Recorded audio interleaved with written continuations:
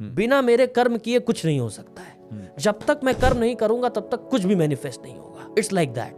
कर्म ही पूजा। अरे भगवान अगवान कुछ नहीं होते हैं। मैं जब तक किसी के करने छोड़ो, भगवान चाहे ना चाहे उससे क्या होता है। Correct. मैं कर्म करके भगवान के भी डेस्टिनेशन को चेंज कर सकता हूँ। ये मतलब एक ही अलग ही एक्सट्रीम हो गया ये। बहुत। मैंने जितना कुछ आज तक कमाया है, जितना खड़ा किया है, ये सब ये कर्मवाद। दूसरा आता है दैववाद का एक और एक्सट्रीम। क्या मैं बैठा हूँ आराम से, जब तक भगवान नहीं चाहते तब तक कुछ नहीं होगा। भगवान चाहेंगे तो उठ जाऊंगा चेयर से, भगवान चाहेंगे सो रहा है आराम से। You know, it's like wasting his life, wasting his energy, human form of life, very rare, human energy, very rare, उसको वेस्ट कर रहा है क्या सोच के। जब भगवान देखे, ये बोलते हैं स्टूडेंट्स के बीच में बहुत फेमस है, नकल पे रख आस, ओढ़ रजाई सो जा बंदे, रब करेगा पास। पूरा मुझे नहीं पता क्या है, लेकिन है ना नहीं, तो इट्स लाइक दैट। सो ये हो गया दैववाद कि दैव एक्सट्रीम वाला, ये एक एक्सट्रीम हो गया, एक कर्म वाला एक एक्सट्रीम हो गया। दोनों का बैलेंस।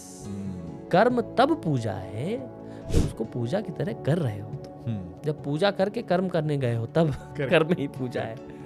समझ पा रहे हैं ना। तो कर्म किए जा, फल की इच्छा मत कर, केवल बोलते हैं लोग। क्यों? क्योंकि अभी भी वो एक ही एक्सट्रीम में है, दूसरी एक्सट्रीम उनको पता ही नहीं है। दोनों के बैलेंस के बारे में उनको नहीं पता है। कर्मवाद दैववाद का जब मिश्रण होता है तब जाकर के कोई एक्चुअल रियल सक्सेसफुल बनता है, तब उसकी होलिस्टिक ग्रोथ होती है। अदरवाइज ग्रोथ तो होती, उतनी स्पीड से गिरता भी है। और हो सकता है कर्मवाद दैव का जो कोई मिश्रण से अपने कर्म को कर रहा है, सक्सेस हो, गिरे भी, लेकिन गिर करके वो टूटेगा नहीं, वो फिर से उठेगा, फिर से करेगा। क्योंकि उसे भगवान की कृपा है।